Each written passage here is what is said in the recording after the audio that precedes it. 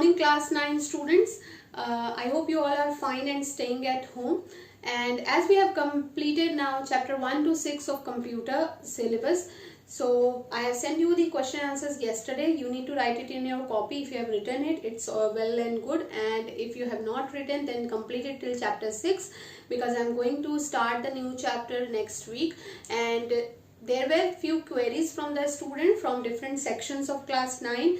Few topics they have not understood, so I'm explaining it again. So first query I got from most of the students were that what are the parts of operating system, what is shell and kernel, and what is their role in operating system. We are not able to understand it. So first of all, let me tell you that what is an operating system, then we will continue to the topic of its parts of operating system. So what is an operating system?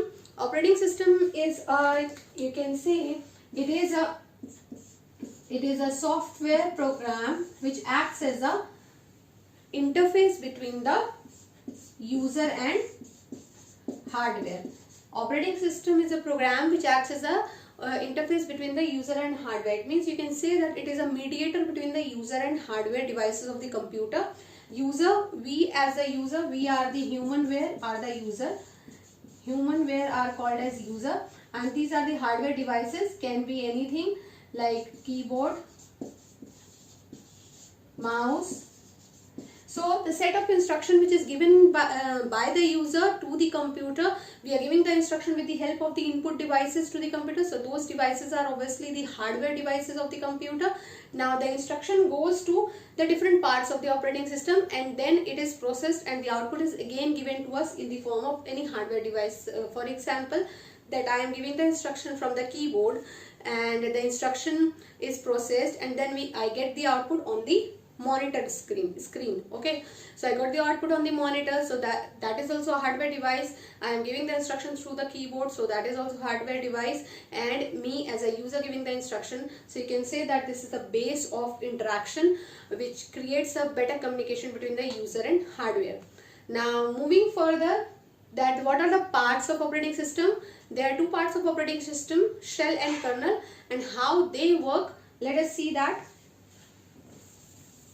So now I'll make it more easy for you, that you will be able to understand it very easily, that how these parts are working.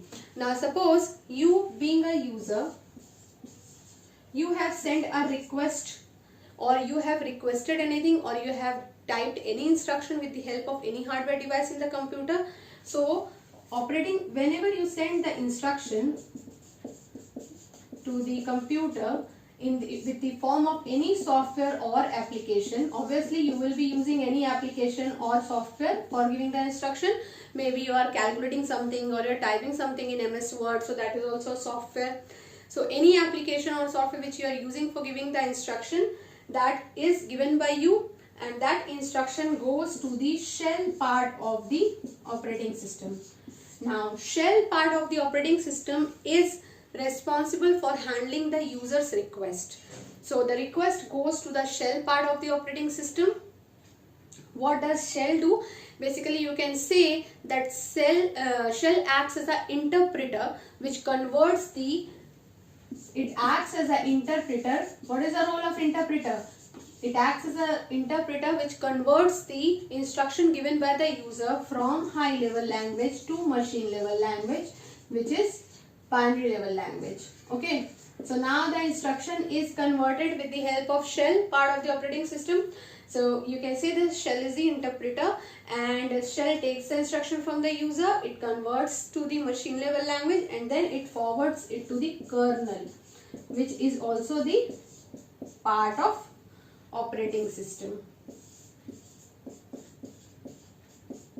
Okay, so kernel, it is forwarded to the kernel. Now kernel is called as the heart of operating system because all the work are processed by the kernel only. Now shell has done its part for converting the instruction. Now it has gone to the kernel. Now kernel is responsible for processing the instruction and giving you the output on the monitor. So what does kernel do? Kernel has many tasks to do. Kernel, what it will do? It will process the instruction. It will process the instruction. First work. Second work of kernel is that it creates or allocates the memory for your instruction to be processed. So as we know that whenever we are giving any kind of instruction, whenever we are working on the computer, whatever we are doing at the time of instruction which we have given, till the time the output is not saved, it takes the place in the memory. So that memory allocation is done by the kernel. Okay. Now deallocation, when the output is given on the computer, that memory place is vacant and it is deallocated. So that is also done by the kernel. So allocation of memory, allocation and deallocation of memory is the task of kernel. Okay. Processes the instruction, allocates, deallocates the memory. It also checks that the instruction which is given by the user, it is in process or not, or it is standing in a queue. So if it is standing in a queue, suppose you have given standing in a queue means it's standing in a line, like in a line that it has not been processed, the processing is being late. Why? Because there are many instructions given by the user. As we are using multitasking operating system Windows, so we have the facility of giving multiple instructions at one time. So kernel is responsible for seeing that also, that your instruction is being processed or not. Is it going to be, is it standing in a queue? So it allocates the memory again, and so that it can be processed and output is given to you on monitor. So the hardware part of the operating system, the work which is related to the hardware and processing, that is done by the kernel. It is called as the heart of operating system, and shell is the shell handles the instruction which is given by the user. Basically it acts as an interpreter, converts the instruction from high level language to low level language. Okay, so I hope you have understood now. Now moving forward to the next topic which I got in the query, that was utility software and the work of utility software. So I'm going to discuss that. So let us see what is utility software.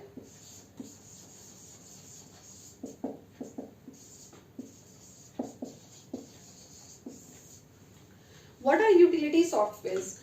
Utility softwares are basically, you can say, the softwares which are helpful for improving the performance of your computer, maintaining your computer, and it optimizes the overall performance of your computer. What are those softwares? The softwares like antivirus software, backup softwares, disk cleanup, these are the softwares, ScanDisk software, these are the softwares which are called as utility softwares because they help us in boosting up the performance of the computer. So let us discuss one by one. The first one is antivirus software.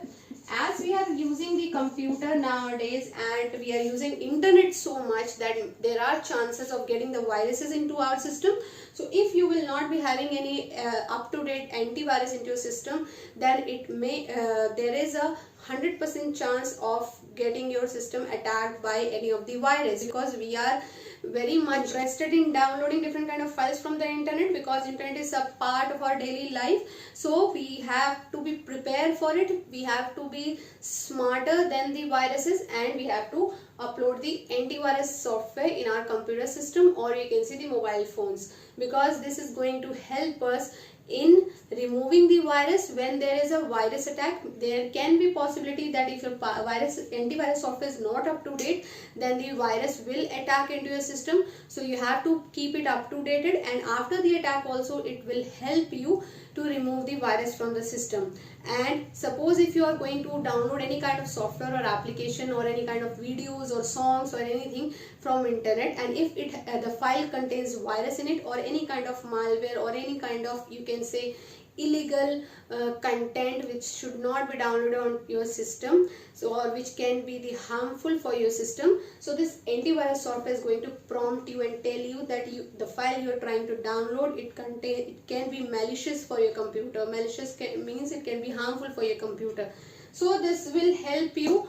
It will prompt you from the unnecessary downloading of files. It will help you from removing the viruses from your computer system. So this is the utility software. So once the virus is removed from your computer system, then the computer performance will be boosted. Obviously, if there is a virus attack, your computer will hang and it will work slow. So to improve the performance, you must check your computer for viruses. So you scan it for virus, and if there is a virus, try to remove it. Then only your computer performance will be increased or boosted. Now the second one is backup software. So the second one is the backup software which we are going to study. Backup software, why this is categorized under utility software? Because as we are, you can say, using obviously electronic device like computer, laptop or mobile. So electronic device can anytime it can be damaged, or there can be a, you can say, failure of the devices, in which there can be 99% chance that your data will be removed. So it is very much essential to be yourself prepared for the data loss. So that is why there are few backup softwares are there, in which you can easily take the backup of your files and folders which are important to you. So if you will take the backup in case of data loss or failure of any kind of the device, or maybe there is a theft of your electronic device, your computer, your laptop gets stolen. So in that case also backup can help you for accessing the data, recover the data from the system. Now the third one is disk checker. Under this there are many other softwares come. Disk cleanup, disk defragmenter and ScanDisk. So what is disk cleanup software? Disk cleanup, there are many software like Clean Master or Clean Your Disk. Many disk cleanup softwares are there in the computer, or you may download it from the internet, or in your mobile also you can see the Clean Master, Clean DU Booster, and many other softwares are there which will help you to clean the, you can say, the files and folders from your system, the unnecessary files or the duplicate files, the redundant data from the computer system. And if the duplicate data and the you can say the additional data will be removed from the system time to time, then obviously it is going to free up the space of the memory, and the memory space will be free, so it will be very easy for you to you can say work on it. The system will stop hanging and the system will start working properly. The performance of the CPU, performance of the system will be improved once you run the disk cleanup software.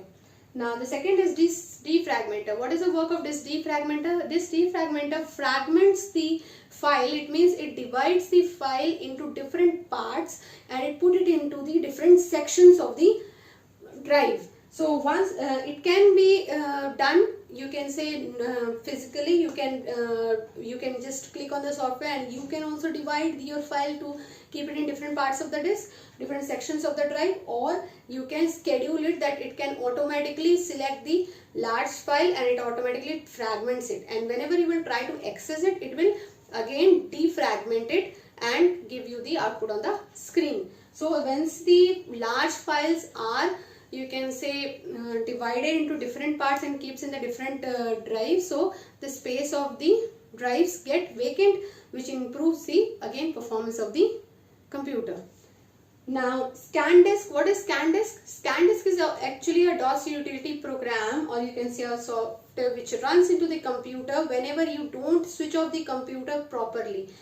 Means you have not clicked on the shutdown button on the, you have not gone to the menu, start menu, and you have not clicked on the shutdown command. You have just went to the CPU main switch and you have closed the button, or maybe due to power cut or electricity off or the moment of time, and you don't have any backup of UPS and the system get switched off. So in that case, when you will switch on it again, then this automatically, this ScanDisk utility program will execute, the DOS utility program will execute, which will check for all the devices which is attached to the computer, and then it will make the computer ready to work.